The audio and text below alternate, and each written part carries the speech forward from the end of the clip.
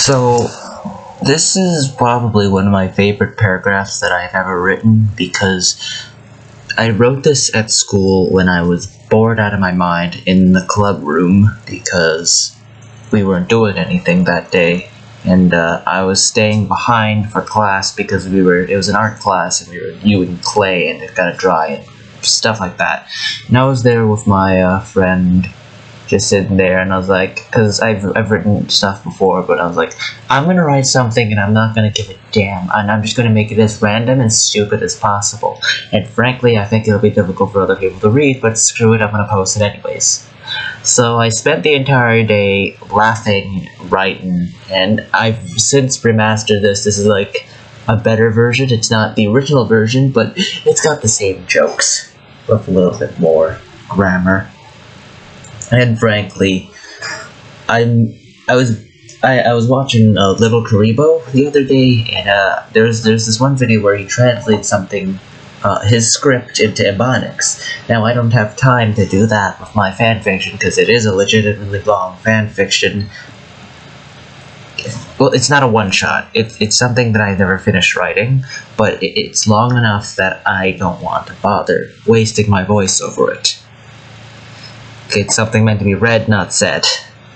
But I just love this paragraph for some reason. I've always come back to it. It's not even a masterpiece, it's just funny to me in particular. So I'm gonna throw it into this English to Shakespearean translator and see what happens. Anyhow, suddenly the brown-haired boy's eye Suddenly the brown-haired boy's eyes did flash ope as his half-left handeth did dash towards the side of his sleep chamber. In the blinketh of an eye, his handeth grasped the dudgeon of a carefully and conveniently did place sledgehammer. His pupils jolted sideways, staring with unending anger and fury at the source of the terrible I don't know how to speak Shakespeare. Of the terrible hurting yawn did wake that gent up from his oddly pleasant shellfish tea party dreameth.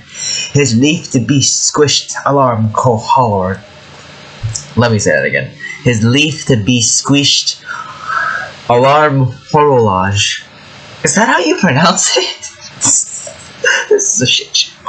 Swiftly did that jet did jump up into the air from his sleep chamber, and did slide his free handeth onto the handleth of his sledgehammer, before slamming it down onto the poor time-telling device, obliterating into a pile of broken glass and bended metal. The knave did stare with bitter cold and dead eyes at the hunk of trash that the jet did create, and did drop the sledgehammer back in its original resting lodging at the side of his sleep chamber, somehow not damaging a single floorboard in the process. That gent did yawn, tooketh the grief forward on his sleep chamber, and then did collapse onto the bed sheets, did knock out the bitter cold as if to be true the nonce had never registered in his mind at all. What was the last sentence? The rest of it was pretty self-explanatory. What was this last sentence?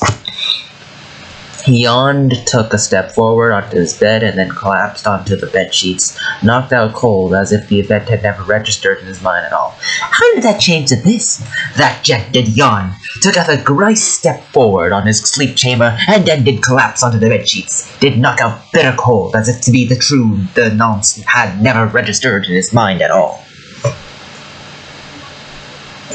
Okay.